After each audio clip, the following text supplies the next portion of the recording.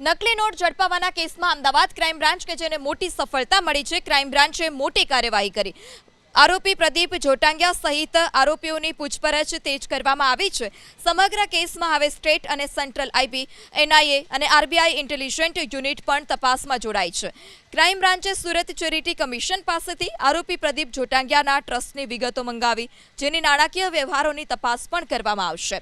યોગગુરુ પ્રદીપ જોટાંગિયા સંચાલિત આશ્રમ ટ્રસ્ટની અન્ય મિલકતો અંગે પણ તપાસ કરવામાં આવી છે, જેમાં સુરત જિલ્લા લોકલ પોલીસ પણ અમદાવાદ ક્રાઇમ બ્રાન્ચની મદદ કરી રહી છે.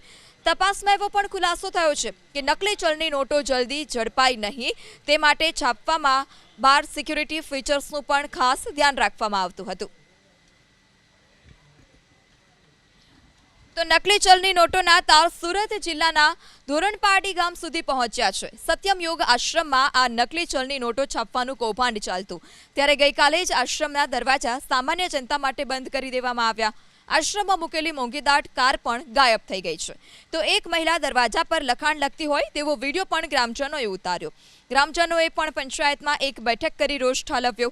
આરોપી પ્રદીપ જોટાંગિયાને લીધે આખું ગામ બદનામ થયું હોવાનો અને ગામનું નામ સાંભળીને જ અન્ય લોકો તેમના પર શંકા કરતા હોવાનો પણ ગ્રામજનોએ આરોપ લગાવ્યો.